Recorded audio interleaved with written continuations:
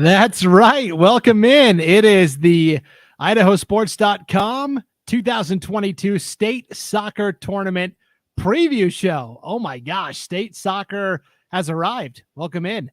Brandon Baney, joined by Christian Weaner, here live on IdahoSports.com's YouTube channel, Facebook page, and our Twitter account as well. So if you're a fan watching tonight, a couple of stragglers here very early on, and you want to give your favorite team, your favorite player, a shout out, or if you just want to ask us a question, please feel free. That's what we're doing this for, is for you, the fans.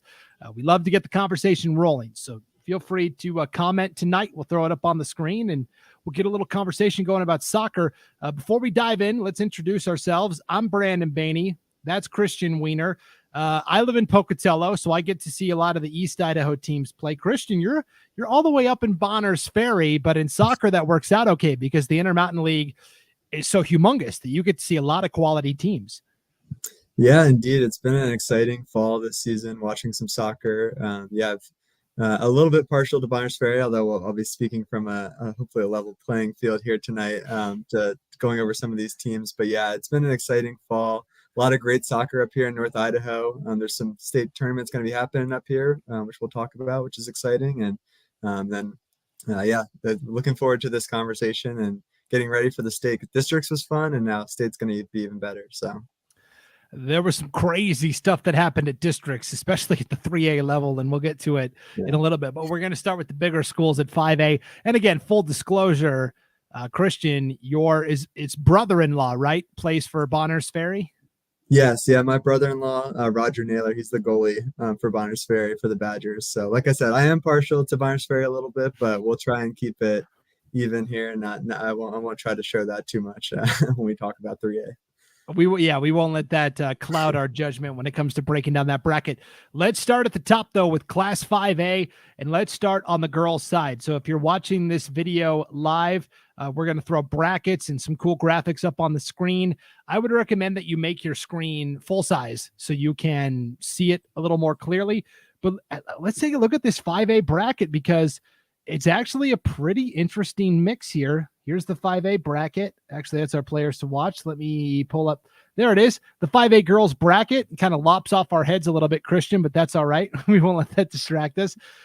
Lake City, the #1 seed, the defending champions in 5A girls soccer. I have to admit, Christian, little fanfare throughout the regular season. When you looked at the coaches' polls week in, week out, there wasn't much chatter around Lake City. It was all about the Boise schools. And so Lake City kind of quietly went about their business. The Timberwolves, I think, are a little motivated to prove that last year wasn't a fluke. And by the way, they went 15-0 in the regular season. They are on a winning streak that has now surpassed 30 matches consecutively. Pretty impressive. Yeah, it's incredible that a team that has gone 33 matches in a row without losing is flying under the radar going into the state tournament. But that is where the Timberwolves sit. They have been a little bit low key this season, but that they're perfectly fine with that. They've been rolling 5-0. They're actually, along with Coeur d'Alene Charter girls in 3A that we'll talk about, they're the only team that has not draw or lost a match this season. So they've been taking care of business up here, up north, and ready to head down and take care of business in Bonneville this weekend. Lake City won state last year as the #4 seed overall, and we should remind folks that this is the second year that the IHSAA, the Idaho High School Activities Association, is using Max Prep's rankings to seed the teams 1 through 8 at state. The number of bids per district is still kind of set in stone, but once you get to state, you could be seated anywhere based on your Max Prep's ranking, and that is, we should note, for the regular season only. So whatever you do in the postseason doesn't really mean much in terms of where you get seated. So Lake City won it last year as the 4 seed. This year, they're the 1 seed. Everyone's going to be lined up to take their best shot. Thunder Ridge gets the first crack. The Titans out of District 5 and 6 went 12-4 and 4 this year. If you like symmetry, Christian, you'll enjoy this. They went 2-2 in league play. 2 wins, 2 losses, 2 draws. They had to win a state play-in match over Owyhee. They won that game 3-1. So here's Thunder Ridge trying to be David knocking off Goliath. Yeah, I mean they had a nice run through their district tournament. They were the number 3 seed going into that, and they had the upset against Madison in their district tournament to earn that game in the play-in game. And Awi is no joke either. The Storm had a great season, and so to knock them off 3-1 and just get into this bracket is huge. But honestly, they're a dark horse team, if not to beat Lake City, certainly to maybe make a run for the consolation finals or something like that.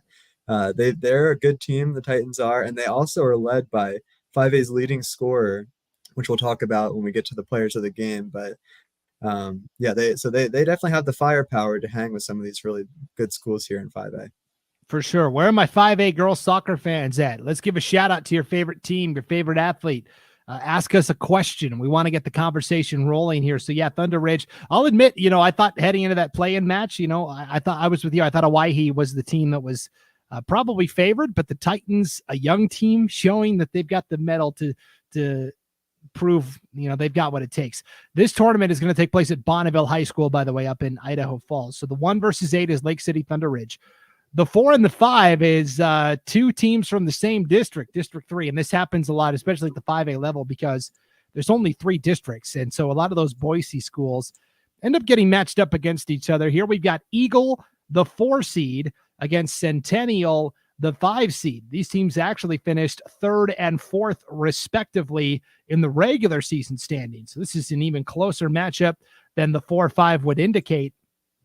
During the season, they did happen to play each other back on September 12th.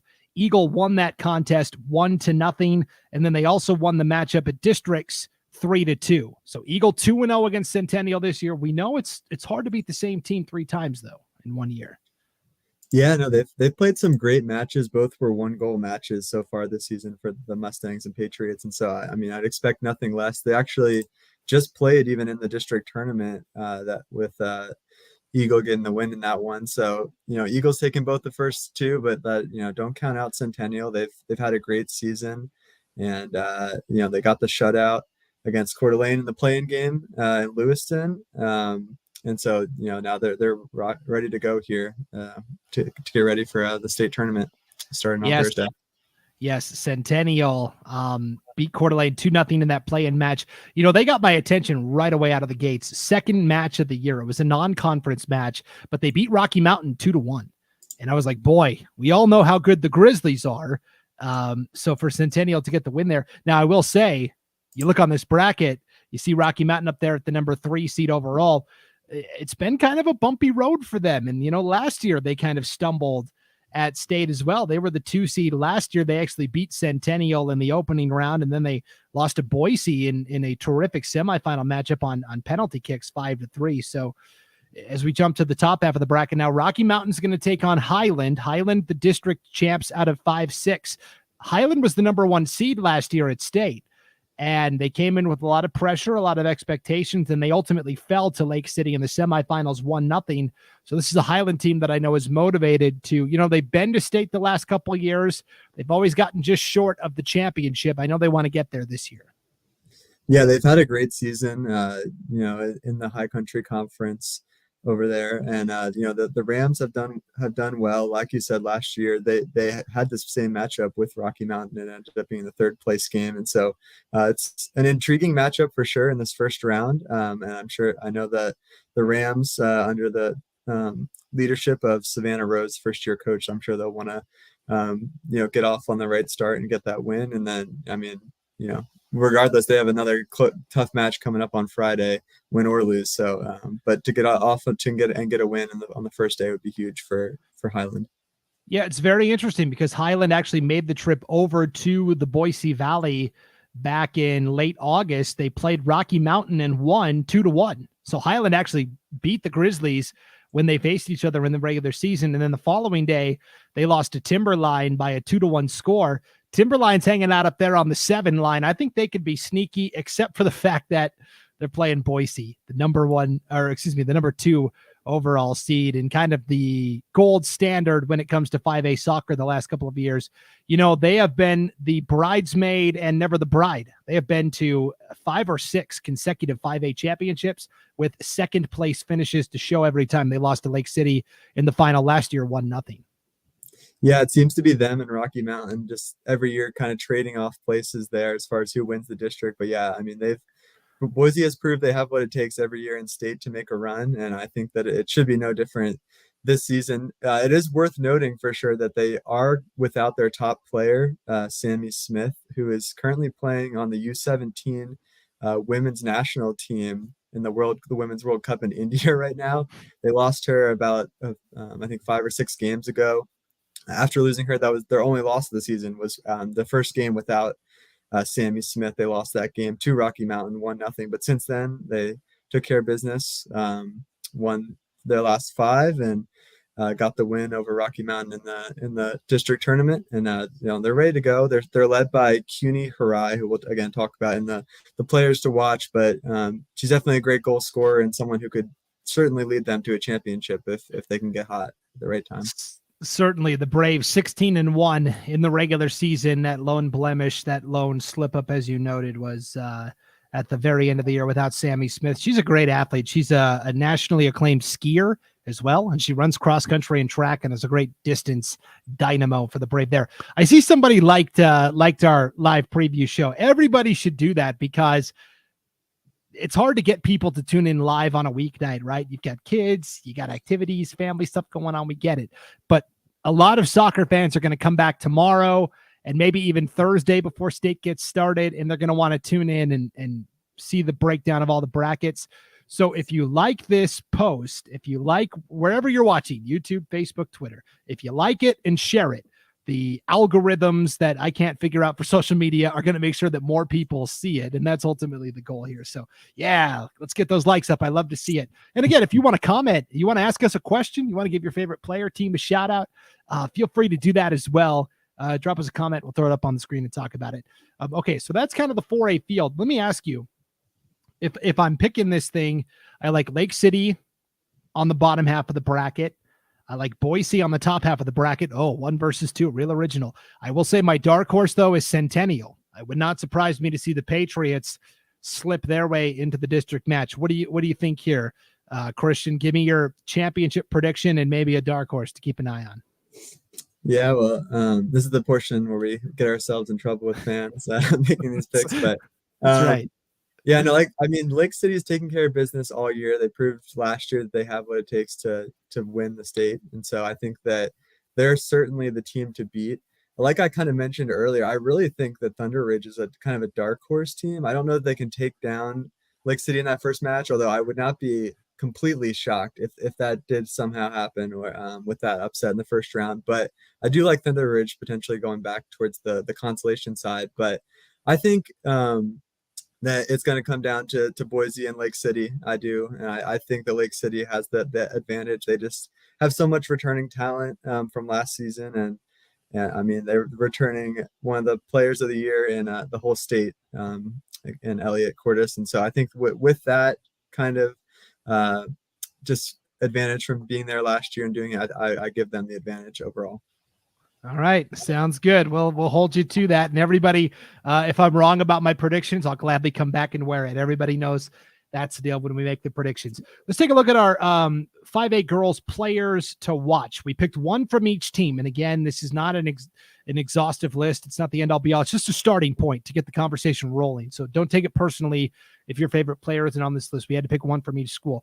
Let's take a look at this. What do you think? You mentioned already CUNY Hire of Boise. She scored the game-winning goal in the district championship over Rocky Mountain, like in the 77th minute. It was very late in the match. So she scored there. We've got a couple of defensive players here next. Kaya Pardue, great goalkeeper for Centennial. Leah Barnes of Eagle is a great midfielder and defender. Danica Lamb is the goalkeeper for Highland. You mentioned Elliot Cordes of Lake City. We could have thrown Georgia Whitehead in there as well. She's a phenomenal talent.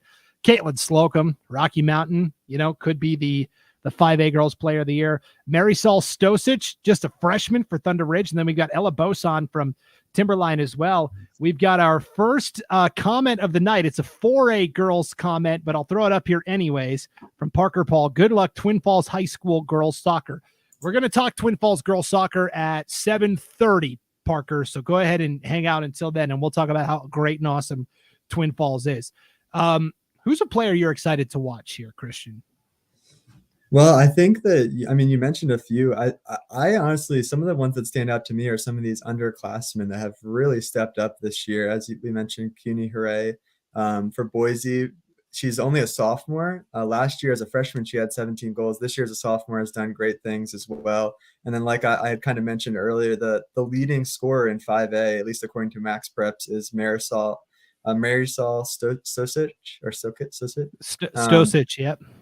From Thunder Ridge, and so I think that I'm excited to see just kind of what she can do if they can get something going against Lake City, because I mean Lake City defense has given up less than half a goal a game, and so if they can get on the board and even just one goal on the board against Lake City, that could make a big difference in that game. And so I think that that's another player that I'm excited to watch. Yeah, I mean, for me, Caitlin Slocum of Rocky is such a fantastic player. I'm really excited to see Leah Barnes from Eagle too. She doesn't take much crap from anybody, so she's pretty awesome to watch out there as well. So it's going to be a lot of fun. That's our 5A girls breakdown. We're going to take a quick commercial break, and we'll come back with the 5A boys. Yeah, we'll kind of go girls, boys, girls, boys. We'll kind of trade off as the night goes along. So one preview down, 5 more to go. Thanks for hanging with us here on the live 2022 IdahoSports.com state soccer preview show. My name's Tyler. I'm a pharmacist and I live in Caldwell. A reason why I got vaccinated is because I wasn't just thinking about me and my health, is others around me. I'm a father, husband. I want to be there for my family. And then the other main choice is because of my parents are still alive, gratefully. They're both in their late 70s, both have major health conditions, and I wanted to protect them, so I chose to get the vaccine right away. Welcome back to the live 2022 IdahoSports.com state soccer tournament preview show. Brandon Baney with Christian Weaner. Christian, you've got an Adam Schefter vibe going on with that impressive looking bookshelf behind you, I have to say. Yes, I'm actually borrowing. This is my father-in-law's office here, and so I'm kind of stealing it for tonight for the filming of this. So these are not all of my books, but yes, I thought it was a nice place to do the filming for this. All right, so he's all sizzle, no steak. We got that. These teams bring nothing but steak. Let's take a look at the 5A boys state soccer tournament. We'll throw the bracket up on the screen here. And again, as you're watching this, go ahead and hit that like button, whether it's on YouTube, Facebook, or Twitter, and share this, please, because the more people that like it and share it, the more people get to see it later on. Maybe they can't be with us live tonight, but they want to tune in later on as well. And all of the fans that tune into our weekly podcasts on IdahoSports.com, we're going to drop this into the podcast feed, every single podcast that we do, whether it's the North Idaho, Treasure Valley, Magic Valley, or East Idaho Prepcast. You can also hear what we had to say there as well. All right, let's throw this boys bracket for 5A up on the screen. And again, you can make your screen full size to see it a little more clearly. Timberline, the number 1 seed, and well earned. The Wolves in the regular season, 17-0-2, Christian. They didn't suffer any losses on the year. Yes, they've been they showed why they're considered to be the best team in 5A this year. I mean, they've played fantastic all season, just a couple of draws there, but aside from that, they've been perfect this year. And a big reason why is their defense. I mean, they've only allowed 11 goals the entire season in their 19 games. So they've just been very impressive on both sides, scoring the ball too. But yeah, they definitely have looked like a juggernaut so far this year. Yes, Timberline, the defending 5A champs. They were the 2 seed last year, got all the way to the championship where they defeated Boise 2-1. Boise just happens to be the number 2 seed, waiting, hanging out on that other side of the bracket. You're right. Timberline is a very physical, aggressive defensive team. They got a lot of big dudes, like guys that play basketball as well, and they're like tall and like strong and burly, and yeah, it's pretty impressive to watch Timberline. Let's talk about the number 8 seed that they're going to be taking on, the Madison Bobcats, the second team to qualify from East Idaho, District 5-6. They, I'll admit, got into their state play-in match, and it was a difficult matchup against Mountain View, but the Bobcats pulled it out in overtime, 3-2. So here are the Bobcats, even though they're 8-10 on the season, at state, and they've got a great chance. Yeah, I mean, I almost compare Madison, and I apologize for those soccer fans that don't necessarily follow basketball as well, but I compare Madison almost to like the NCAA team that kind of just makes a run through their tournament, and even though they might have a losing record on the season, if they're able to win their conference and get a bid to the NCAA tournament. And so, is Madison one of the top 8 teams in 5A? I don't know, but they proved that they could beat a team from the SIC that's solid in Mountain View. And so here they are in the bracket, and props to the Bobcats on just getting to this point given some of the challenges they faced this season. Yeah, and we should mention, the glaring team that's not here is Rocky Mountain, right? They've been a boys soccer power the last several years. They got upset by Mountain View at districts, and from there it kind of just got them off course to where they had to play a state play-in match against Coeur d'Alene. They ultimately lost that, and because Mountain View kind of busted the bracket at districts, they got into the play-in match against Madison, a more favorable matchup certainly. But yeah, the Bobcats played Timberline earlier this year. Again, this was kind of in late August. Highland and Madison went over and kind of played some of the Boise schools. They lost that match 5-0, but again, that was back in August. So, both sides were still kind of figuring things out, but we'll see how the rematch goes in the opening round of the 5A state boys tournament. This tournament will be at Hillcrest High School, by the way. So all my 5A boys soccer fans, if you want to give your favorite team, favorite player a shout out, you want to ask us a question about the 5A boys bracket, go ahead and throw that comment up, and we'll talk about it on the air. So Timberline Madison 1 versus 8. I'm really intrigued by this matchup, the 4-5, 2 district rivals from up north, Coeur d'Alene, Lake City. Everybody said, oh, now that they seed the tournament with Max Preps, we're not going to have district opponents playing each other in the first round.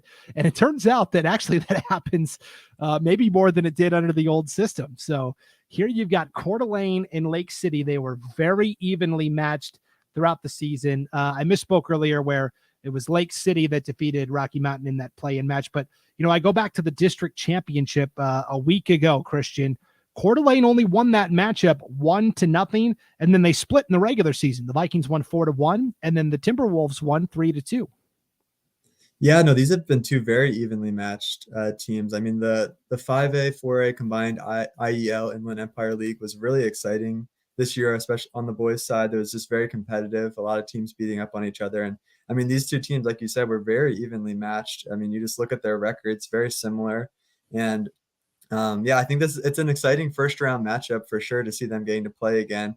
And you got to give Lake City again huge props, like you said, for getting that win in the play-in game to make it to this point over Rocky Mountain, who's a perennial power in 5A boys soccer. And so this is great for Lake City. Great to see him there. And like you said, this is not going to be the first time that we'll see some division or district opponents facing off in the first round here. Yeah, for sure. And, call it a gut feeling. I have nothing to go off of here, but it's just a gut feeling. I like Lake City in this matchup. I can't tell you why. It's just a gut feeling that I have, but I'm going Lake City, the 5 over the 4 there. Let's talk about Thunder Ridge. Man, their boys had a very impressive season. They quietly kind of went under the radar as well. Again, the teams in Boise always seem to gather a little more acclaim, but boy, Thunder Ridge 15-0-1, the champs from District 5-6. They're the 3 seed overall, taking on a Bora team that's, pretty sturdy. They're 11-5-2. And this is always the question that comes up at state, no matter the sport, Christian, is a team with a 15-0-1 record from East Idaho as good as a team from Boise that's maybe 4th or 5th? Because the Boise fans will tell you our league is so strong that our 5th place team could beat the top team from the East. This is where we're going to find out. Yeah, no, I think that Thunder Ridge has had a great season, and you give props to the Titans for everything that they've been able to do this year. I mean, they took care of business in the High Country Conference and took care of business in the district tournament all season. They have done great, but you have to feel for them though. This is a very tough 3-6 matchup for them to draw with the Bora Lions.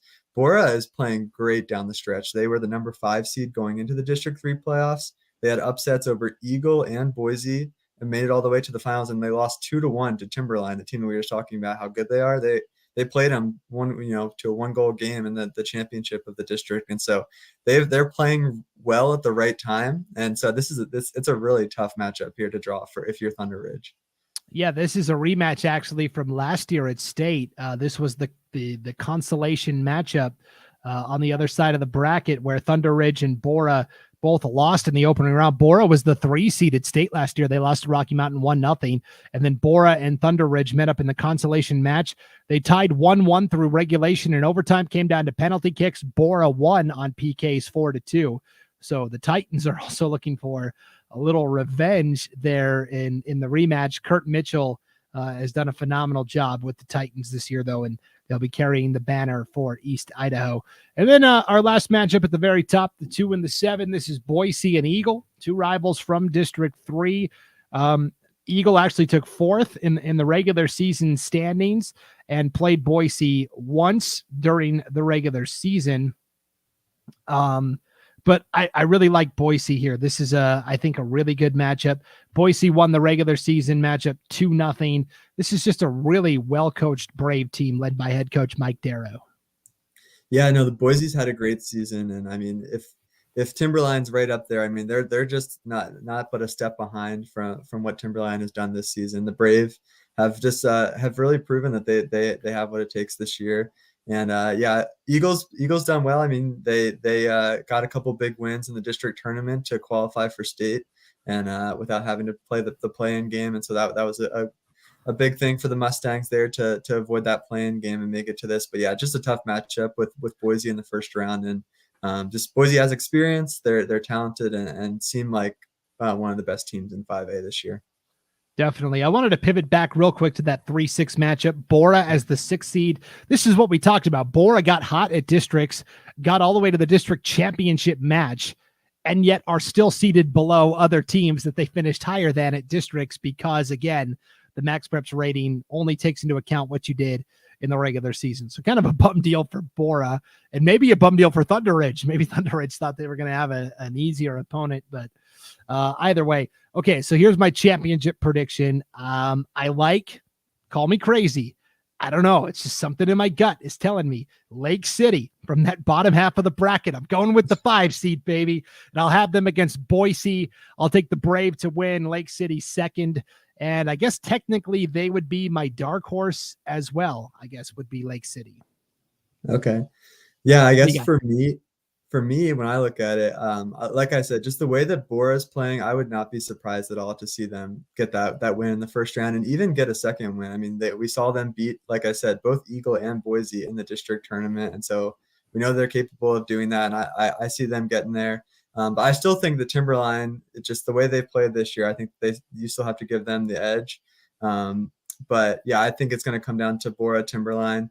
I'll take chalk. I'll take Timberline, but I think that Bora is my dark horse team out of this 5A boys bracket. I like it, Christian. I like it a lot. And again, let's get the conversation going. 5A fans out there think we're crazy. You think I'm nuts for taking Lake City to go to the championship? Let me know in the comments. Give your favorite team a shout out. Let's get those shout outs going. We would love to interact with the fans that are watching tonight. Okay, let's take a look at our 5A boys players to watch. This is a good group. Kai McAllister of Boise, Carter Griffith of Bora. He's been their go-to goal scorer this year. Thomas Birch of Eagle, Cooper Prohaska of Coeur d'Alene. He does double duty, Christian. He's also the kicker for the Coeur d'Alene football team. And so I know they're going to be missing him this weekend. Coeur d'Alene's fighting for their football lives in a winner go home game against Lewiston to get into the playoffs. Connor Jump from Lake City, Kevin Jump, the head coach for the Timberwolves, Ian Jones of Madison. Madison's just got a lot of good, solid athletes. Spencer Thompson of Thunder Ridge, and then the goalie, Ben Anderson from Timberline. He's really done a fantastic job anchoring that Timberline defense. Who are you most excited to see? I really want to see Cooper Prohaska of Coeur d'Alene because he's had so many games this year where he's scored 3-4 goals. Hat tricks have been common for him. But who are you excited to watch? Yeah, no, Prohaska's done well, like you said. 26 goals, 10 assists on the year. I think that he's definitely a player to watch for sure. I think it's interesting with you picking Lake City. They're a pretty low scoring team, and so I think if they a lot of their goals or games this season have been pretty low scoring. So I think just that side of the bracket to me is lending itself to Ben Anderson, the goalie from Timberline. Just the way that things kind of are stacking up, I could definitely see Timberline going through with a couple of shutouts and him playing very well. And so that's kind of who I'm looking at on that side of the bracket. And then up on the top, again, some great players there. One player that interests me is Spencer Thompson from Thunder Ridge. He's listed, at least online, as a defender, a midfielder, and a striker. And so I don't know if he plays one of those positions more so than another, but I'm interested to see his versatility and how that plays out for the Titans in this tournament. Thunder Ridge is the team that I really think could surprise people as well. Even though they're the 3 seed, I don't think people are giving Thunder Ridge nearly the respect that they deserve. It's going to be a really fun 5A boys tournament. And again, that is going to be at Hillcrest High over in East Idaho in Ammon. All right, we'll take another break. We'll come back with our 4A girls. We've already got Twin Falls fans wanting to talk about the Lady Bruins, and for good reason. They're the defending champs. And we will break it out for you right after the break. This is the live IdahoSports.com 2022 State Soccer Tournament Preview Show. A hit in the morning, another between class, after school, and more before bed. Vaping sucks you in quick. Not to mention all the chemicals and health problems everyone's talking about. That's why thousands of teens are ready to take back their life their own way with My Life, My Quit. When you sign up with us, you'll get a free and simple quit plan that makes it easier to stop vaping. Visit mylifemyquit.com or text Start My Quit to 36072.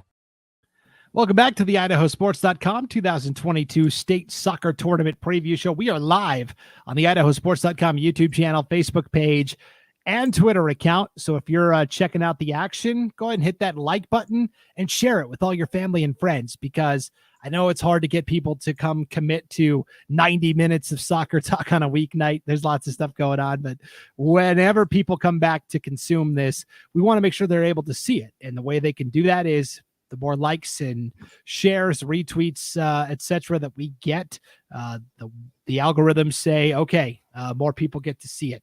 So anyways, I'm Brandon Baney. That's Christian Weaner.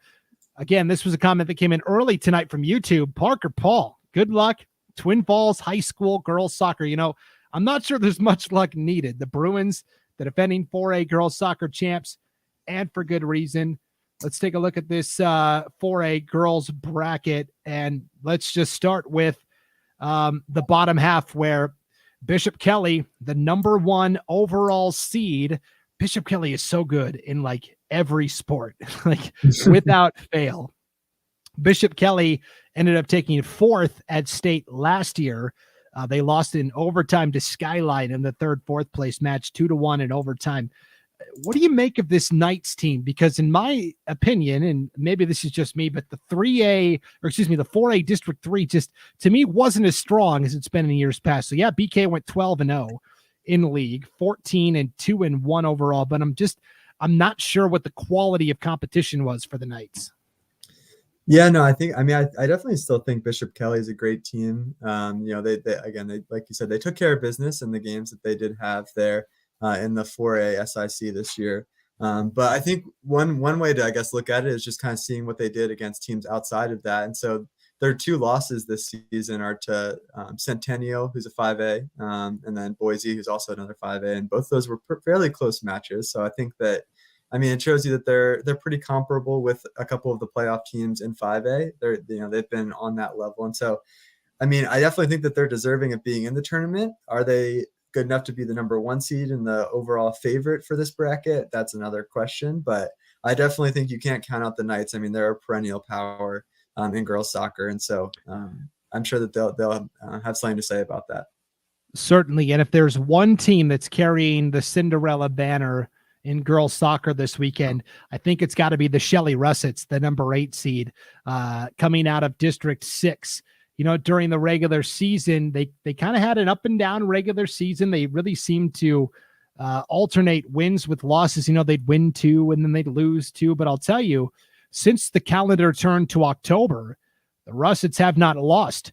They have won 4 times and they've tied twice. One of those was at districts. So really they've won 5 and tied 1. So Shelley comes in kind of with a full head of steam. I think people were really surprised. They defeated Skyline or excuse me, they lost to Skyline on penalty kicks, 3-2. And then they came back through and beat Skyline on Saturday in the game that decided the second bid to state. So Shelley, after losing to Skyline on PKs, came back and defeated the Grizzlies to earn their spot at state. To me, that was really impressive. Yeah, no, I mean, give props to them. They were the number 4 seed there in the High Country Conference going into that district tournament. And, they got it done when they needed to. And again, as we talked about, even in the 5A bracket, it's all about getting hot at the right time. I mean, that's kind of the way sports works a lot of times. And so, I mean, if they're playing well at the right time of year, they got a tough matchup here with Bishop Kelly, but I mean, they've done well so far. They've proven they can get some upsets against some of those top teams in 4A, and so who's to say they can't make a run here, if not in the winners bracket, at least in the consolation for the Russets. I think the one spot Shelley's going to run into trouble in this matchup particularly is depth, right? BK's got such superior depth in all of the sports that they compete in. And Shelley, the depth's a little smaller, right? So in terms of keeping fresh and keeping engaged, that definitely favors the Knights. Let's take a look at the rest of this 4A bracket, and any 4A fans out there that think we're way off base or you want to give your favorite team, your favorite player a shout out, hop on and do so. That's what we're here for. We're talking to the fans live tonight. This 4-5 matchup is brutal, like just brutal. 2 teams from East Idaho, Pocatello, the 4 seed, Bonneville, the 5 seed. I was actually, I think, more impressed with Bonneville during the regular season. They have the better record, 12-1 and 3 overall. Pokey's 14-5-1. Pokey had to battle a little bit in districts, right? They got to the district tournament, and dude, this is insane. This is what happens when you play in a 3-team district. And this because Bonners Ferry and Timberlake are a 2-team district in almost every sport except soccer. Pocatello played Century 3 times in like the last 2 weeks. So they lost to Century 2-1 in the regular season. And then they beat them twice at districts, 2-1 in overtime and 2-0 on Saturday in the match that ultimately decided the district championship. So Pokey is definitely battle tested, and I'm sure they're glad to be playing somebody besides Century finally. Yeah, no, for sure. I mean, that's just the way that, like you said, these conferences with only a few teams work, is you're going to be playing the same team a lot, and it's fun when it's really good competitive games. But yeah, give Pocatello credit there. They won when they need to in the district tournament, and here they are. And yeah, I know your East Idaho teams are going to have to beat up on each other, unfortunately, in the first round. But sometimes that's just the way that the cards fall. So. Well, and 3 of the 4 East Idaho teams are all piled up on one side of the bracket too, which is kind of interesting to look at. I've been really impressed with Bonneville this year. They're a really solid team, right? It's not one player that does the heavy lifting. They've got several players that they can rely on. And speaking of winning streaks, the last time Bonneville lost was all the way back on August 29th, second match of the year. It was the only time they lost, and they lost to Madison 4-1. But otherwise, they've looked very impressive, albeit against teams pretty much exclusively from East Idaho. So again, the question always is, how do those East Idaho teams fare at state? I guess we'll find out shortly. Top half of the bracket, another brutal matchup in the 3-6. Twin Falls, Canyon Ridge. These are rivals, obviously. They're both from the city of Twin Falls. They're both district rivals. They both went back and forth this year. I have no idea how this is going to go. For the defending champion Bruins, this is about as worse of a draw as you can get. Canyon Ridge won the first matchup in the regular season 2-0. They drew the second time 1-1. And then Canyon Ridge defeated Twin Falls at districts 2-0. So tell me how this works. Canyon Ridge has gone 2-0-1 against Twin Falls, and yet they're the 6 seed and Twin Falls is the 3 seed. How's that work? Yeah, I guess some of it must have to do with some of the other teams that they've played at, non-conference type of games and how those affect the max prep rankings. But yeah, it really is strange though when the head-to-head looks one way, but then the ranking looks another. But I mean, it's going to give us another great match, I'm sure. I mean, like you just mentioned, all of their meetings so far this season have been close, hard-fought matches. And I mean, for a team to beat the defending 4A champs twice and tie them the other time, the Twin Falls has to be chomping at the bit to get back and get some vengeance here against the Riverhawks in the first round. And there are some really important players that were big parts of that championship last year from Twin Falls that are back. In particular, there's like, I kind of call them the big four, but there's Ava Schroeder, Hannah McQueen, Miranda Wilson, and Sydney Jund. They all did a fantastic job last year for Twin Falls. We're all big contributors to that championship team. Canyon Ridge got to state last year. They were the 3 seed overall. They went 2-0. So I know the Riverhawks are certainly motivated to have a better showing at state this year. And coming in as the 6 seed is going to put a chip on their shoulder like they already didn't need. I will tell you, I think whoever wins this matchup gets to the championship. I will say that. Whoever wins between Twin Falls and Canyon Ridge, I think, has a good path to get there. And up top, we've got Valley View, the 7 seed, Sandpoint, the 2 seed. Valley View, I talked about Canyon Ridge went 2-0 last year. Valley View was the team that knocked them off in the first round, 3-0. And Valley View is the 6 seed, got all the way to the championship where they fell to Twin Falls 3-0. So Valley View, despite the low seed, they seem to play well at state tournament time. But man, I'll tell you, Sandpoint is a really good team. They just missed out on state last year where they were undefeated in the regular season, lost to Moscow in the district championship, and that was it. And they were done, didn't go to state. We'll talk about another team that happened to this year in a little bit, but man, I know Sandpoint, after missing out on state last year, is very excited to be there. Yeah, I was going to say that's another challenge of the small 3-team conferences that I'm sure, like you said, you're going to mention in a minute. But Sandpoint took care of business against Moscow this year. They got back to state.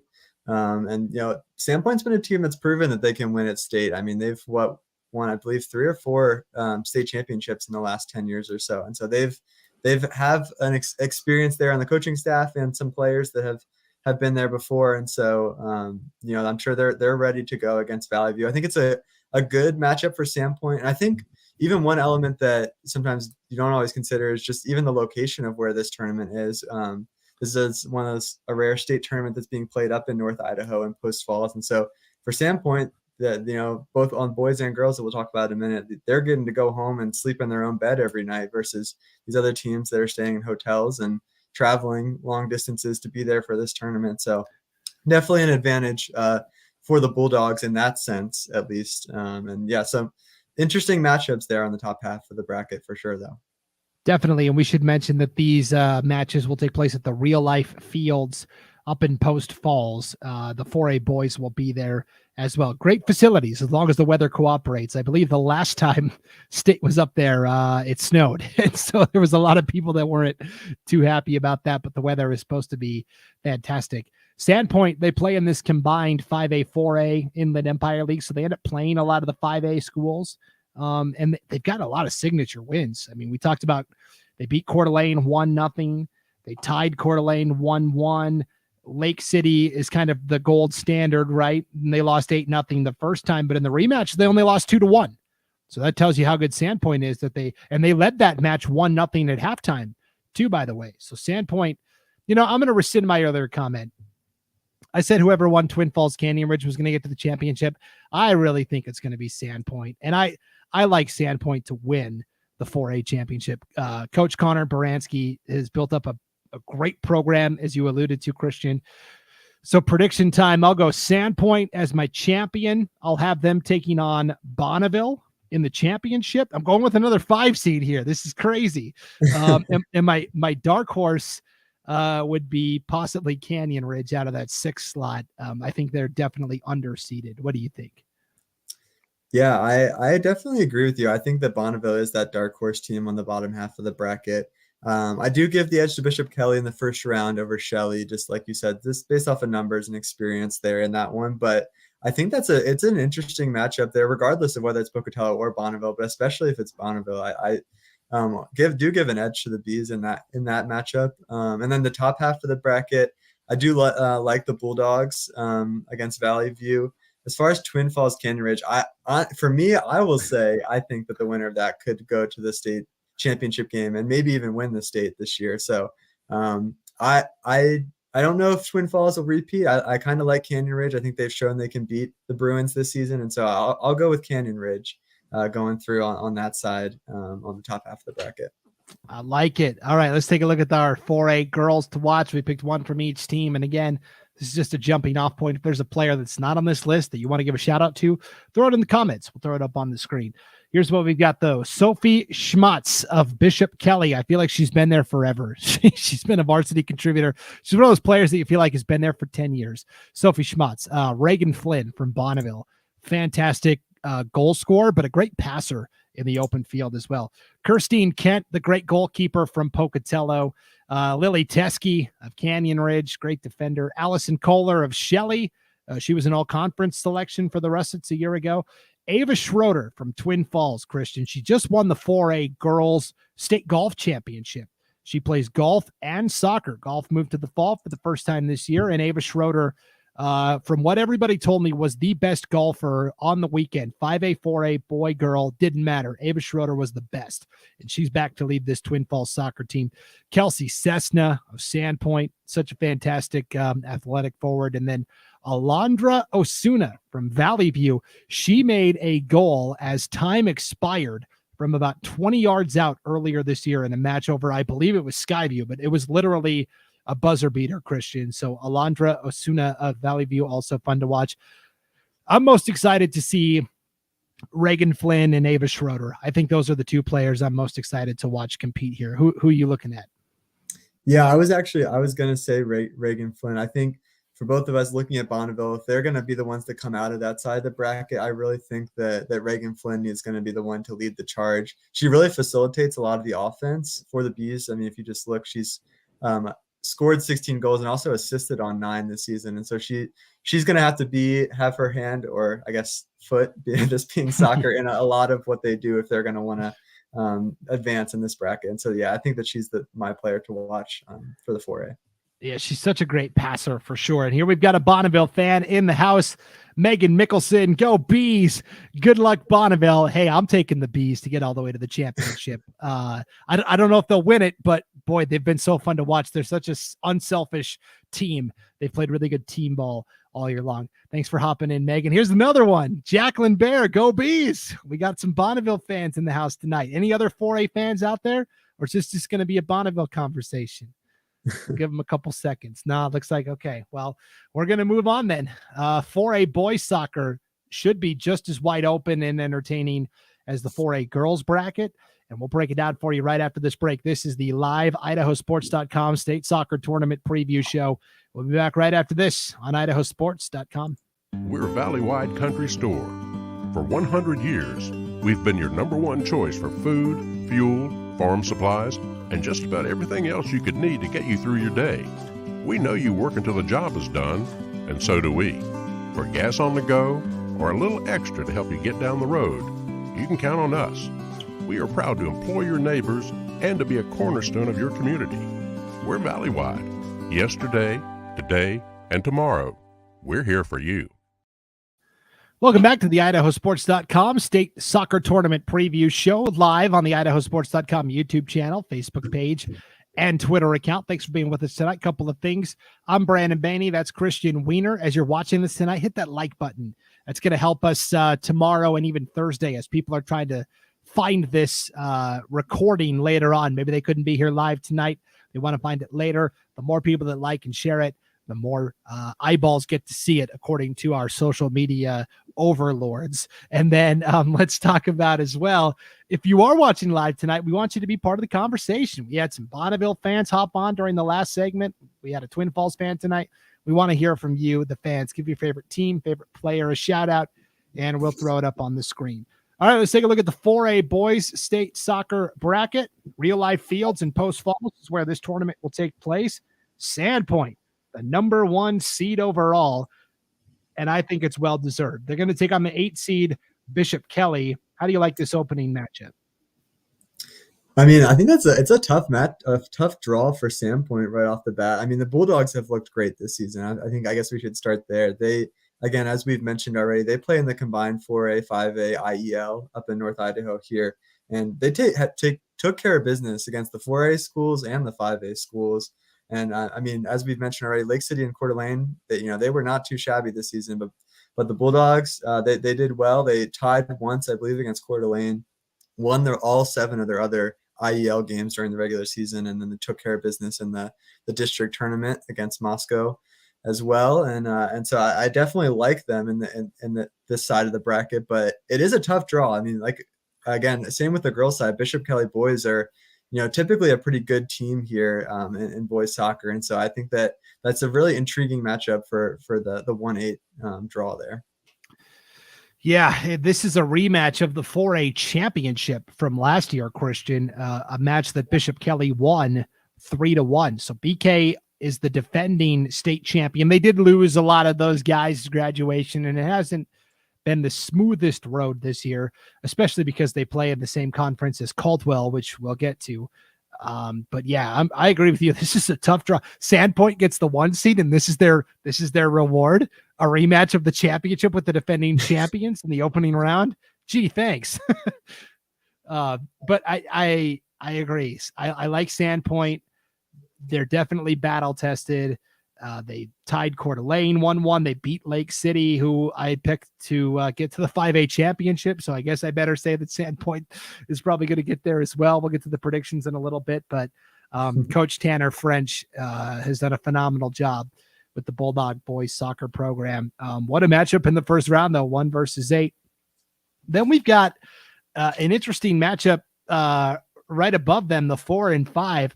And I don't know what to make of this, because both teams have been inconsistent at times this year, right? Blackfoot, the 4 seed, Century, the 5 seed.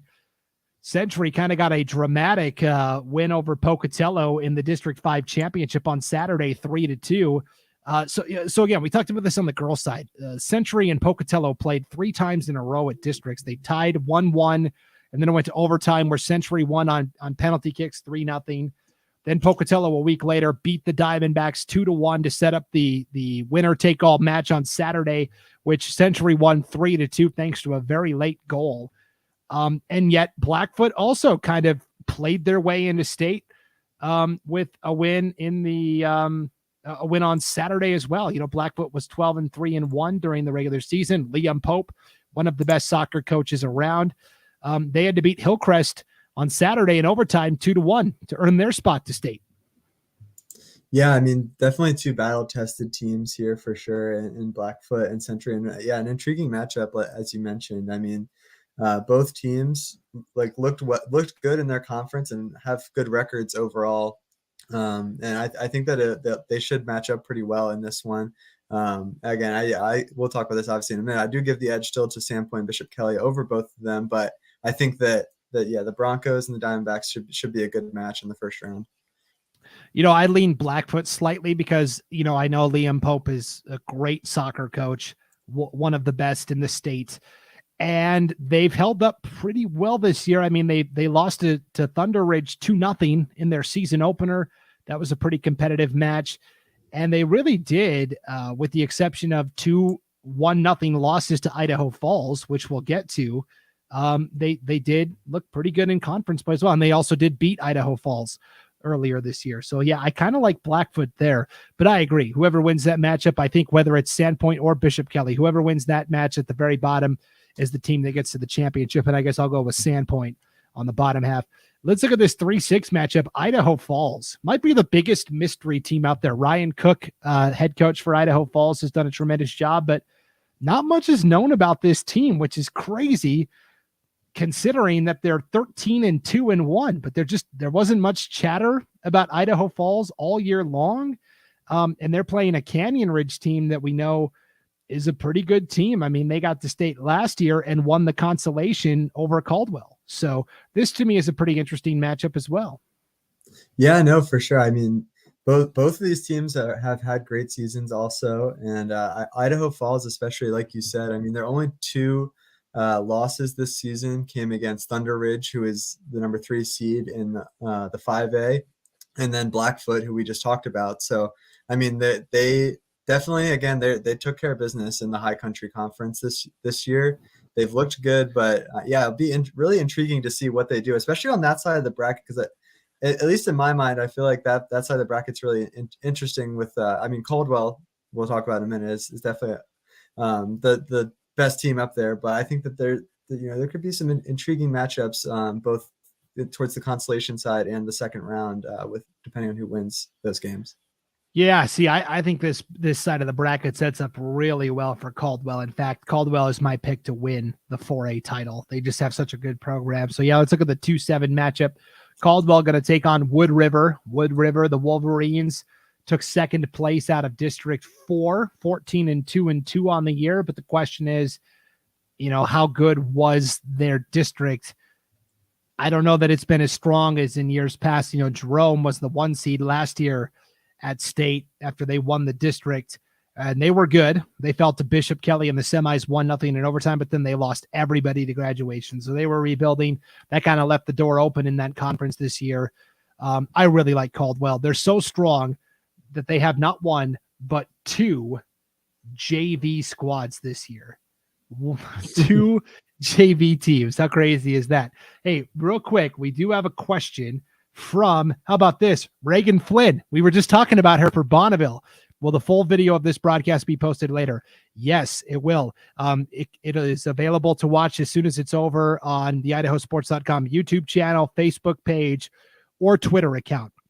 So whatever social media platform you want to use, once we finish up the live broadcast, it'll be there for you to watch. And we'll also put it on our website, IdahoSports.com. And by the way, good luck this weekend. We're very excited to watch you compete, and good luck to Bonneville. So that was on the girls' side. Okay, back to boys. Caldwell, they have 2 JV teams this year. I mean, they are loaded. Their team is so good. Coach Yeakley does a great job. Oh yeah, I mean, Caldwell has just looked fantastic this year. I mean, they absolutely have dominated the 4A SIC. Top to bottom, they have probably one of the best teams in all of 4A and potentially even the state. I mean, they've just been that good this year. And so in my mind, they're the 2 seed, but I do agree that they probably are the favorite coming out of this whole bracket. And so I definitely lean towards the Cougars in that first round matchup. Although Wood River does play very good defense. I was just looking, actually, they've only given up about 0.5 goals per game. So they have a very low goal allowed average. And so that, I think that their hope might be just to kind of play for that 1-0, or even if it goes 0-0 into overtime and try to win it in PKs or something. That I think that has to be the kind of strategy. But I mean, Caldwell has scored points. They've scored more than 5 goals a game. So I mean, that's going to be a hard offense to slow down for anyone, and especially for Wood River in that first round. Yeah, I mean, Caldwell in the regular season, 17 wins, no losses, 1 draw. That was it. And was that draw against Bishop Kelly? It wasn't. It was actually against Skyview. They drew 2-2. And I know that really upset them, because they had basically a chance at an undefeated season, and they kind of stumbled a little bit against the Skyview team that went 4-9-2. So I know they're very motivated to, okay, we don't have the undefeated season. Let's go ahead and win state. So prediction time. I like, this is going to be boring. 1 versus 2, Sandpoint, Caldwell. I'll take Caldwell to win the title. My dark horse, I think, is Bishop Kelly sitting there at that 8 seed. I think if they can get past Sandpoint, they've got a shot. Yeah, I was gonna agree with you on that there. I was gonna say I really like Sandpoint on the bottom half of the bracket to get through there, as we already mentioned. But I will say, again, as I kind of mentioned, I think in the 5A girls, if the 8 seed beat the 1 seed, I would not be completely shocked. I mean, that's a good Bishop Kelly team. Like you said, lost a lot from last year, but they are still the defending champions and still have some good pieces there and some good experience. And so, that would not shock me, but I still am going to put my I guess not money, but my thoughts go towards Sandpoint there. And then on the top half of the bracket, yeah, I just think Caldwell is just too good. I mean, I kind of like Idaho Falls maybe over Canyon Ridge there.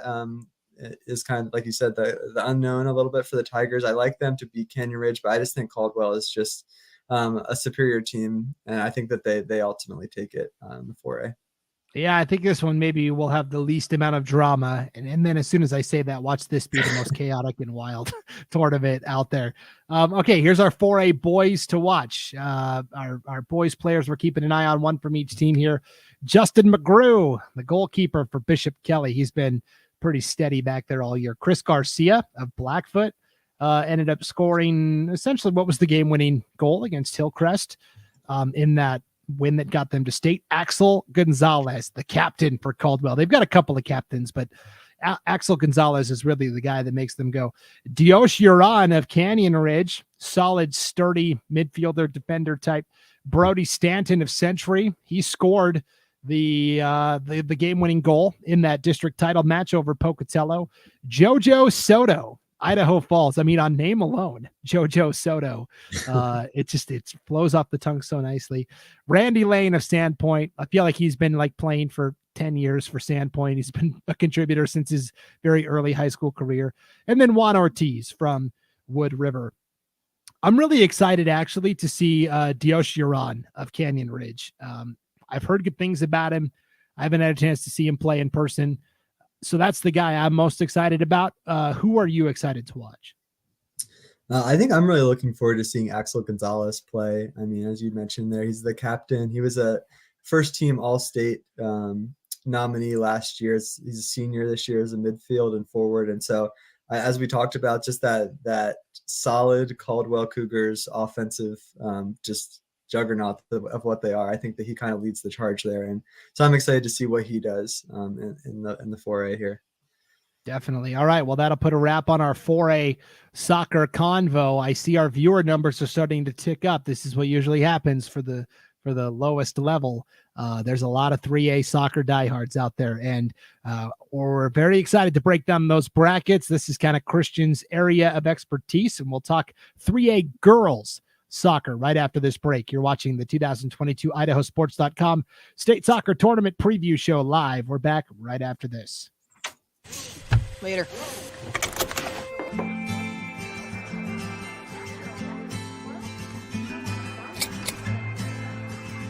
Pizza's here. Girl. Thank you.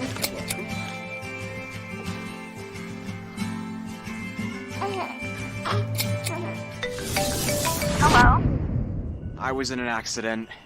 Are you okay? Yeah, I'm fine. I have my seatbelt on. And speaking of seatbelts, you better buckle up for this next tournament because this is going to be crazy. This is the most wide open tournament to me. Any of the 8 teams I think are capable of going on a run and winning it. And we're already getting comments in here for our 3A girls soccer preview. Real quick, want to give another shout out to Reagan Flynn. Go Bees. Yes, we're very excited to watch Bonneville compete on the girls' side. And again, we're so excited to watch Reagan and her teammates compete at the 4A state tournament in Post Falls. All right, Josh Richardson says, go Teton. Yes, that's got to be the story of the 3A girls state tournament. Teton knocking out previously undefeated Sugar Salem. So we'll break down Teton's chances here in a moment, but also the boss is weighed in here, Paul Kingsbury. That Christian guy is solid. Might have to keep that guy around. There you go, Christian. You're getting good reviews from the boss tonight. Gotta like All right. that. Thank you, Paul. Yeah, I was going to say, I've been working here for a little bit. I have not yet met Paul face to face. But I appreciate the compliment. We've talked over email. So thank you. And I'll keep working hard. You know, I've never actually had an in-person interaction with Paul either. No, I'm just kidding. We talk all the time. So, okay, let's talk about this 3A girls state soccer tournament. And again, we saw Josh repping Teton. If you are a 3A fan, give your favorite team, your favorite school, your favorite player a shout out. Ask us a question. I promise. As dumb as the answer may be, I'll answer it in terms of my predictions. I've really gone out there with some of my predictions so far. And also like this video and share it because that's what's going to allow more people to see this after the live broadcast has ended. Here's Dirk McLean. Go Beavers. Yes, American Falls, such a good team as well. East Idaho is really strong, I think, especially in 3A soccer. Let's put up this bracket because, my goodness, I really do think, maybe with the exception of Timberlake down there at the number 8 slot, and not because I don't think they're good, but because they have such a juggernaut to play right away. I think any of these 7 other teams are capable of going on a run. Let's just start though with Coeur d'Alene Charter, the number 1 seed. They had a match this year that they won 22-0, Christian. It was a new school record. 6 different players had a hat trick in that match that they won 22-0. They got to state last year as the 2 seed, and to me, kind of the favorite. And they lost in the opening round to Teton, the 7 seed, on penalty kicks 4-3. It was a scoreless draw through overtime, and they lost 4-3 on PKs. They battled back and won the consolation matchup, but for veteran coach Stacy Smith and the Panthers, they're back for revenge this year. Oh yeah, and I mean, again, as I mentioned in the 5A girls, Coeur d'Alene Charter, along with Lake City girls, are the only other team that has not lost or had a draw this season, and so they've looked very dominant. I've seen bits and pieces of a couple of their games when they've been playing Bonners Ferry, or also a little bit of the district championship game against Timberlake, and they have scorers all over the field. And they can really play.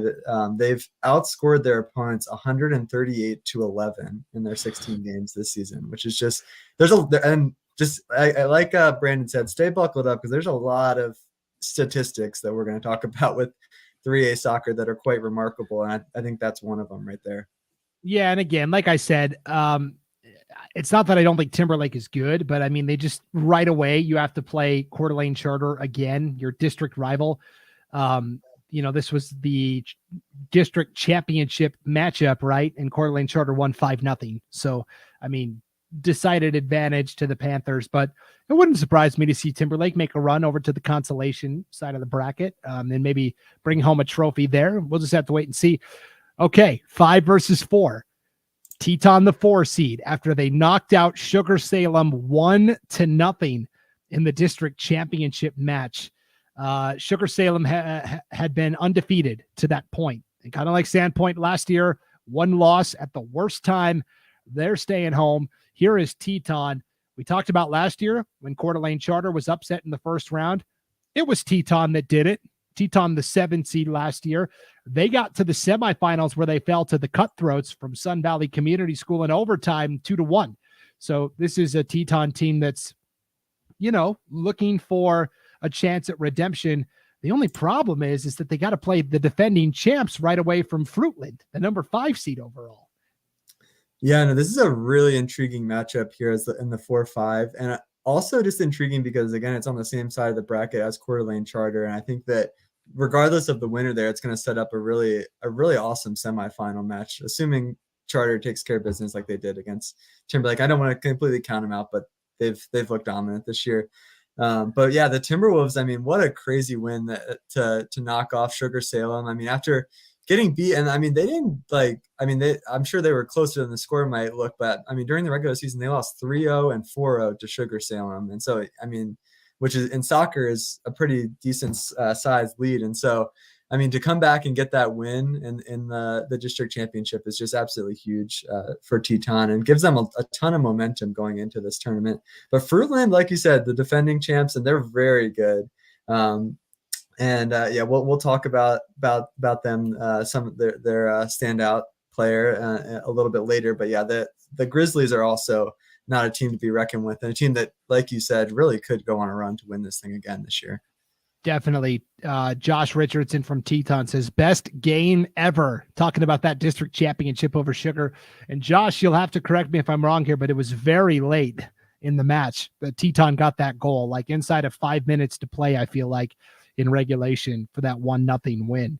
Talking to some Sugar fans, they just kind of got the feeling as the match went further along and it was still knotted up at zeros, that they were like, oh man, we have a chance of really losing this thing. And that's exactly what happened. Teton came through and took it. And now Fruitland. Yeah. Okay. Josh can say 4:41 remaining. I knew it was late in the match. Yeah. Inside of 5 minutes to play, which is just awesome for Teton. Okay. Fruitland, defending champs. I feel like they got no respect in the regular season. When the coaches polls came out, they might've been ranked number 1 in the coaches poll like once. And then they were never higher than 3rd the rest of the way. And they stumbled a little bit against McCall Donnelly, and McCall Donnelly is also very good. And we'll get to them. Every team in this bracket is so good. I mean, it's nuts. But Fruitland got revenge in the game that mattered. They beat McCall Donnelly 3-1 in the district championship. That's kind of been the thing with Fruitland this year, is they score. Obviously, they're the most potent offensive team. And if you're going to compete, you have to be able to score 3 to 4 goals to keep up with Fruitland. And the times that they've lost this year, that's what happened. McCall Donnelly beat them 4-3. They also tied with McCall Donnelly 4-4. So Fruitland's got the firepower. And if, Teton can match that, then they've got a shot. Yeah. I think that's going to be very exciting. Teton and Fruitland there. And yeah, I think Fruitland, the Grizzlies on the year have scored 121 goals, which is, quite remarkable in their, 15 or 16 games this season. So, they put goals on the scoreboard. And so, yeah, you're, like you said, that's why I really think there's going to be some intriguing matchups down the road with them, regardless of which direction they go. But especially if they do end up matching up with Coeur d'Alene Charter. Definitely. Top half of the bracket, American Falls, the number 3 seed, taking on Buell, the 6th seed. I feel like American Falls is a lethal team that's in a very good position in terms of the bracket. In fact, I'll just say it right now. I like American Falls to get to the championship match. I'm calling it right here. The Beavers win District 5, 5-3 over Marsh Valley, avenging an earlier loss to the Eagles 2-0. And then Marsh Valley got upset by Snake River at districts. They didn't even have a chance to compete for a play-in match. They had some bumps early on in the season, American Falls did, but I feel like they really hit their stride. They're the 3 seed. They'll take on Buell, the 6 seed. And this is kind of, new territory for Buell. They missed out on state last year. Kimberly was the other team from the district that made it to state. And so Buell is kind of an intriguing team as well, but I really like American Falls here. Yeah, I have to agree there. Yeah, the Beavers are a very solid team. They score a lot of goals, and they've played tough against some really good teams. They played a few non-conference games against Teton and Sugar Salem this year, and so they've played some of those best teams in 3A. And so I think that they've proven that they can hang there with some of those teams, and I think that'll show here this weekend as they go into I think a fairly favorable matchup, especially again being on that side of the bracket.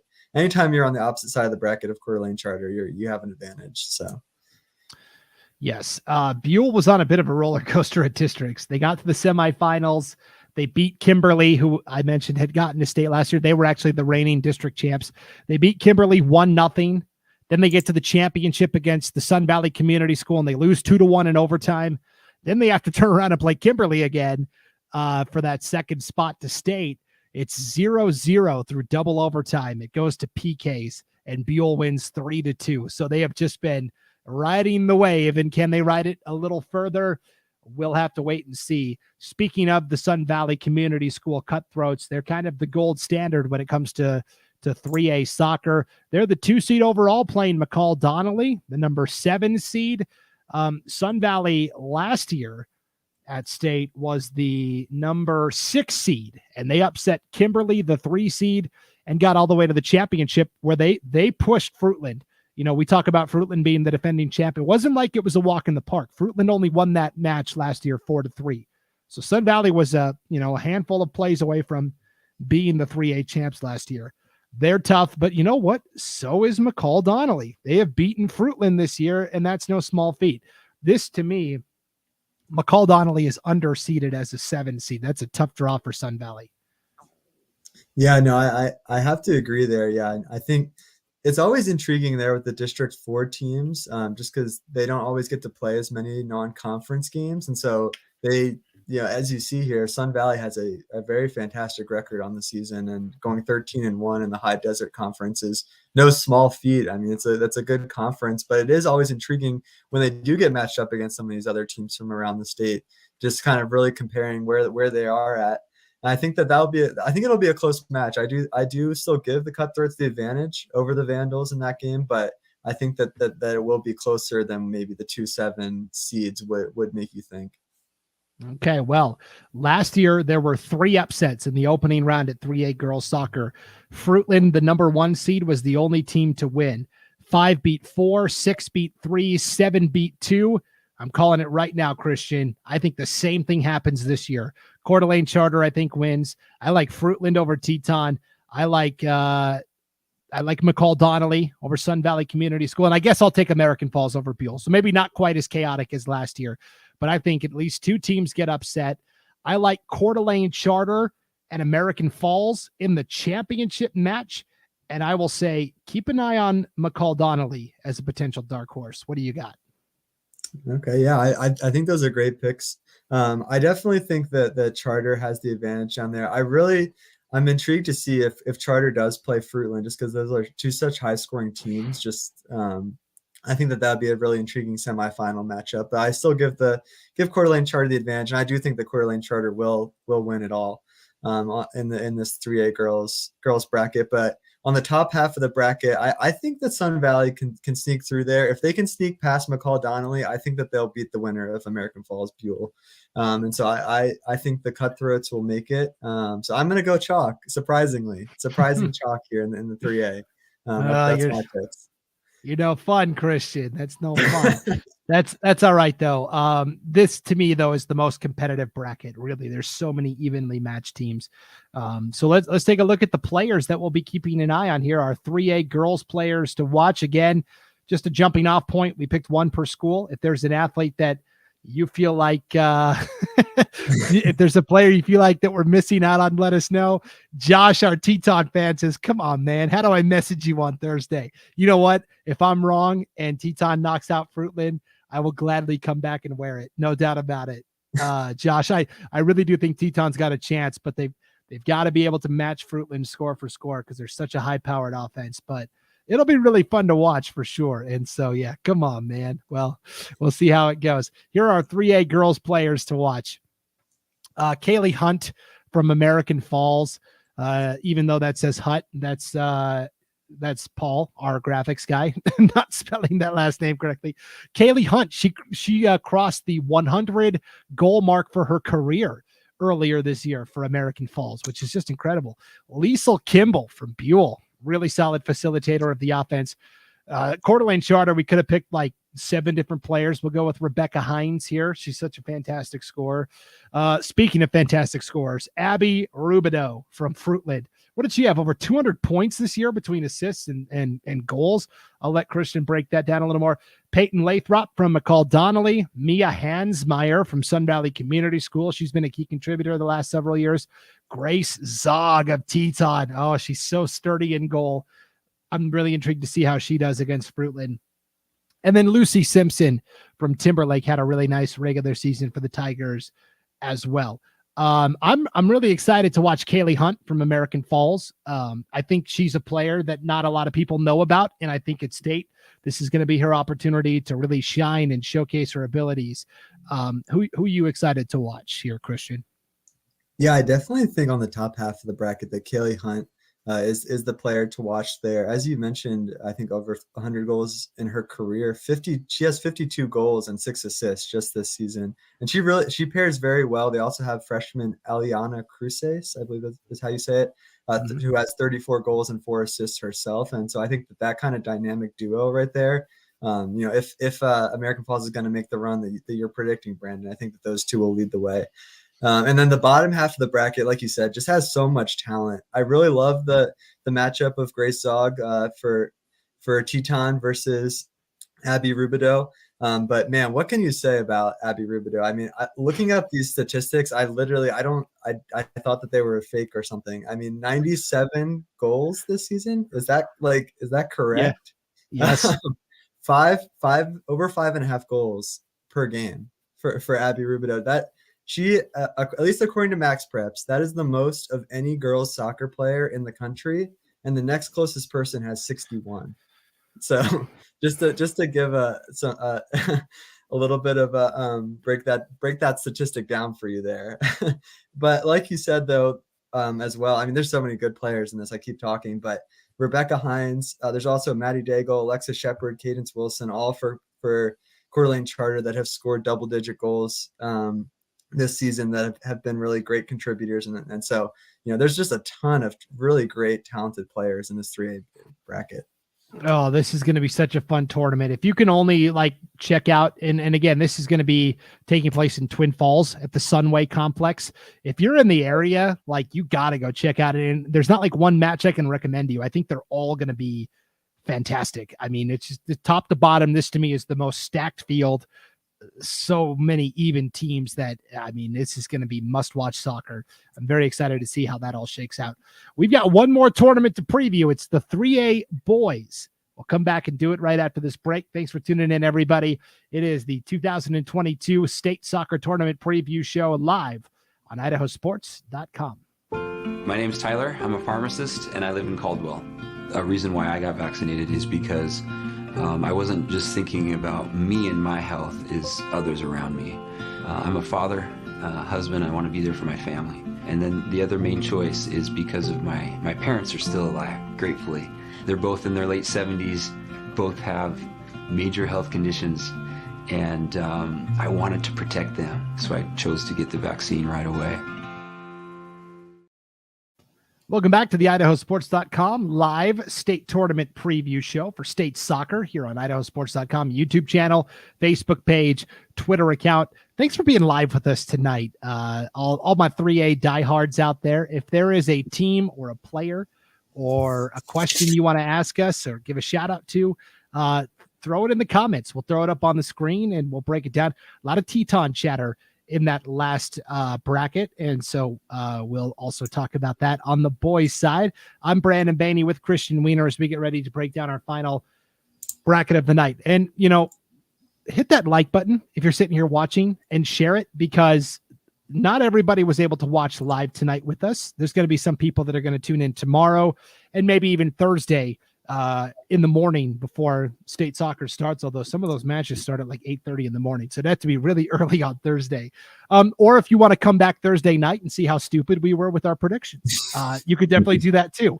But the more people that like it and share it, the more people will be able to see it down the line in the future. So thanks for doing that. Let's take a look now at our final bracket. The 3A boys. This is at the Sunway Complex in Twin Falls. I saw somewhere, I can't remember if it was Twitter or somebody had posted a bracket or it auto-corrected, but it auto-corrected to the Subway Complex in Twin Falls instead of the Sunway Complex. I thought that was pretty funny. Free subs for everybody. Okay, here's the 3A boys bracket. Wendell comes in. I mean, really, to me, they've been the story of the year. They've really came in with little acclaim in the preseason. They didn't get to state last year, and they have just been such a solid team from start to finish.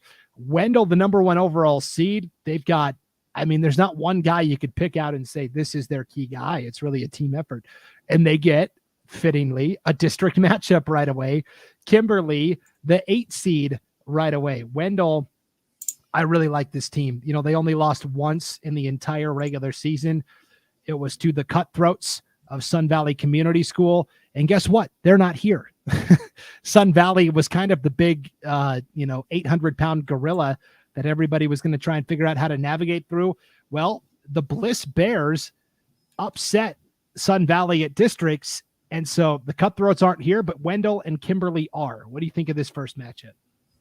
Oh, I think it's a really intriguing matchup for sure. I mean, I've been keeping up a good bit with this 3A around the state this year, and I think that this conference, the High Desert Conference, has just been really exciting with those top 2 teams. The kind of heavyweights, if you will, have been Wendell and Sun Valley, and the Trojans. They took care of business this year. Like you said, the one loss to Sun Valley, but aside from that, they got the wins they needed to. I think this is a tough match, though, in the first round. If I'm going to be honest with Kimberly, this is the team that they played in the championship game of their district, and it was a 3-2 match. Kimberly's kind of been playing well here down the stretch, and so I think it is a tough draw for the Trojans in that first round. Let's see. In the other matchups with Kimberly, they beat them 3-1 and 5-3. So there's been fairly close matches every time with the Bulldogs, and I think that it'll be another close match. I do give the edge to Wendell, though, and I love to see them continue on in a great season so far already. And we have seen this story before, as Miriam Fisher knows. She says, go Bulldogs. Yes, the Kimberly Bulldogs, because last year at State Christian, Kimberly was the 8 seed. Sun Valley Community School was the 1 seed. It was a district rematch, and Kimberly knocked out the top seeded Cutthroats 1-0. So they've done this before. This is not new to them. If they did it 2 years in a row, oh my goodness, I wouldn't be able to comprehend that. So I kind of begrudgingly lean Wendell, but if Kimberly did pull it off for the second year in a row, it definitely would not surprise me. And I know Miriam is pulling for a Kimberly upset in that opening round. Teton and Timberlake, the 4 and the 5. I really like Teton here. Obviously I live in East Idaho, so I get to see Teton a little more. I mean, they went 15-2-1 this year. Timberlake was the top team from the Intermountain League, though, Christian. They were 13-2-2. What do you know about this Timberlake team? Timberlake's got a really good team this year. I'm not gonna lie. I've seen them play, I guess now 3 times this season in all their games when they've played Bonners Ferry, and they took care of business. You give the Tigers credit. They won 4-3 against Bonners Ferry the first round, 2-1, and then won in penalty kicks in the district championship game. And quite a crazy game. But yeah, the Timberlake plays very well. They have a couple of really kind of speedsters on the front line, I guess, if you will. And so they can put a couple goals in. If they can do that, they have a solid defense that can shut you down the stretch. And so I think that they're a solid team. Again, they have a very good record as well. So I have 13-2-2 on the season. So they've done very well this season as well. And I think it's an interesting 4-5 matchup. It's hard to always tell with teams from different parts of the state exactly how they match up, but I do still give Teton the advantage. And the Timberwolves have played well, including getting a win over Sugar Salem this year. So I do give them the slight edge, although Timberlake I think will make it close. Definitely. Teton took third last year at state by defeating Kimberly in that third place match. So they're a team that knows how to get on deep runs. Bryant Alvarado says Wendell taking it all. I mean, I know there's a lot of excitement in Wendell this year for the Trojans. They've been so fun to watch this year because, like I said, it's been a different guy every night that's kind of shouldered the load offensively. So Bryant repping Wendell. We've seen some love for Kimberly on this bottom half of the bracket as well. I'm inclined to agree with you. I think I really like Teton here, and Bryant is not going to like what I have to say next, because I think I like Teton over Wendell too in that bottom half of the bracket. I think they're just so battle tested. That's going to be kind of my sneaky upset pick, is Teton getting to the championship from that bottom half of the bracket. And again, Bryant and Wendell Nation, if I'm wrong, I'll gladly come back and wear that for sure. Top half of the bracket, Bonners Ferry gets to state, in the last couple of years, it had been Timberlake and kind of Coeur d'Alene Charter that had been running things up there. Bonners Ferry breaks through and gets to state. Their reward is a matchup with Sugar Salem, the defending 3A champs and the number 3 overall seed. And again, as a reminder, Christian does have a family member, a brother-in-law that plays for Bonners Ferry. So be as objective as you can here. I think this is a tough matchup for the Badgers. Yeah, I mean, as you talked about already with, Kimberly knocking off the number 1 seed last year in Sun Valley last year. It's actually very interesting that this was the exact matchup last year: 3 Sugar Salem, 6 Bonners Ferry. And I believe, I could be wrong, but I think it was something like 4-0. Sugar Salem took the win. And so I think, personally, I hope it's not quite like that, but I do give a strong advantage to the Diggers. They are the defending champs, brought back a lot of talent this year, and have shown that they're a very good team. They've had a lot of close battles with Teton, and it would not shock me whatsoever to have a Teton Sugar Salem championship. Yeah, wouldn't that be something? An all East Idaho final. And then we've got McCall Donnelly hanging out as the number 2 seed, like, hey, we're over here. Take a look at us. They're playing American Falls, the 7th seed. McCall Donnelly had an epic battle with Weezer in the District 3 championship. It's really a shame that only one of those 2 teams got to go. Same thing happened last year where Weezer was actually, the defending champs, and they got knocked out by McCall Donnelly in the district finals. And so it was a 1-0 win for the Vandals over Weezer. After Weezer, like I said, over that hard ass, over Weezer. And all of their matchups with Weezer were tight in the regular season. McCall Donnelly won 1-0. Then they drew 2-2. Then they beat the Wolverines 1-0 again in the district championship. So they earned their way here, no doubt about it. And I think this is a team that a lot of people are sleeping on, this McCall Donnelly team. Yeah, I actually completely agree with you there. I think that they've been kind of a low-key team. One thing that really stuck out to me right at the beginning of the season for them, they made a trip up to North Idaho, and they took down Timberlake 5-3 at Timberlake, and then they beat Coeur d'Alene Charter at the real life fields 4-1. And I think that kind of set the tone for their season. They've done very well. You know, they played a few close games with Fruitland and with Weiser there in their conference, but ultimately they prevailed. They have not lost a match this season. They had those 2 draws with the Wolverines and with Fruitland, but besides that, they've won all the rest of their games, and they've proven that they can win. And so I do like McCall Donnelly to win that game. I think that it would be a very intriguing match if it is McCall Donnelly and Sugar Salem in that semifinal.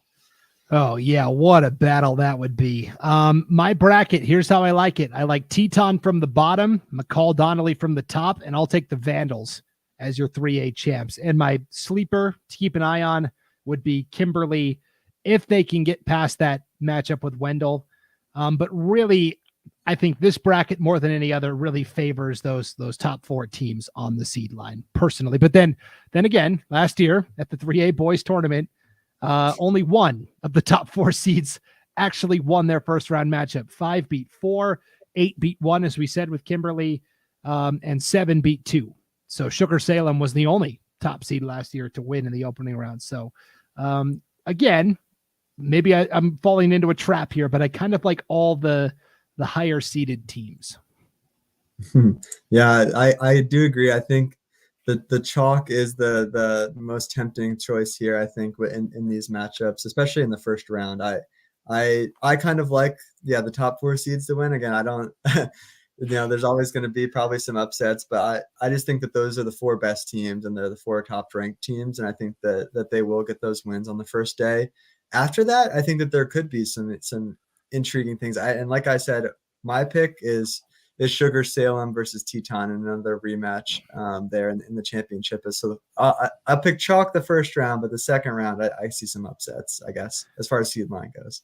Well, and what a battle that would be if that comes to fruition. They met in the district championship, obviously, and Sugar won 1-0. And then they split in the regular season. Sugar won 2-0. Teton won 2-1, and then the 1-0 district championship. So that would be very intriguing. I will agree. And look at you going against Bonners Ferry. Family dinners are going to be awkward at your house for a while. Yeah, and I'll highlight some Badgers in a minute when we get to our players to watch. I really hope that they do again make it closer than what it is. I think it is just a tough draw getting the defending state champs in that first round. Certainly. All right, let's take a look. You mentioned it. Our 3A boys players to watch. We picked one from each school. And again, if there's a player you feel like isn't getting the credit they deserve, let us know in the comments. Give a shout out. We'll throw it up on the screen. But here's what we got. Marco Ponce from American Falls. Just a steady Eddie, a real solid, consistent player. Nick Eastman from Bonners Ferry. He's really been, to me at least, kind of the spark plug this year when the Badgers have really needed to get it going.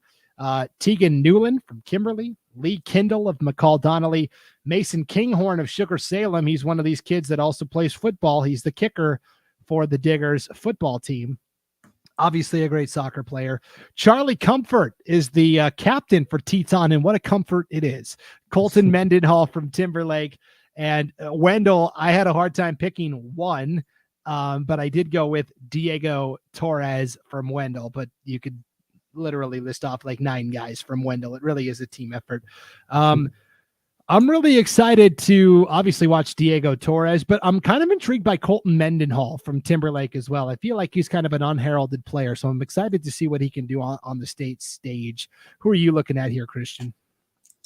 Yeah, I think that, like you said, Mendenhall from Timberlake is a good player. I've seen him play this year, and he is solid. I think that they have a couple solid guys that I think could be sneaky and have a good state tournament here for the Tigers. But I do just I will give my shout out here to a couple Badgers. Obviously Nick Eastman, who's the the player to watch here. He had 22 goals and 13 assists, and he really is kind of that spark plug for the Badgers, for Bonners Ferry this year. I think where he goes, the team will go. I mean, he was all-state last year, and he, is in on, if he's not scoring them, he's in on a lot of those goals for Bonners Ferry. And I think that he'll be a key. He's played some forward, some midfield, and I think that it'll be intriguing to see where Coach Paul Bonnell lines him up in their state games here. But I think that he'll be a fun player to watch, regardless of what the score on the scoreboard looks like for Bonners Ferry.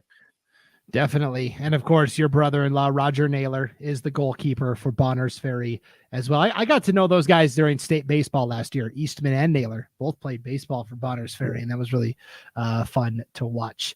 Okay. That'll do it for our state soccer tournament preview. So, Christian, we made it. Did it feel like 90 minutes? I feel like the time flew by. Yeah, it really did. I mean, you just get me talking about sports, and the time will fly by. So it's been a pleasure. Thank you for having me on here, and good luck to all the teams out there that are watching this. I'm really excited. I'll be there for the 3A tournaments down in Twin Falls.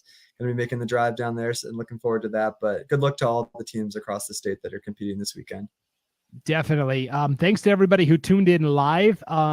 Be sure to spread the word that this broadcast, this preview show, will be available to view as soon as we hit stop on the record on the live stream. It'll be there on Facebook, YouTube, Twitter.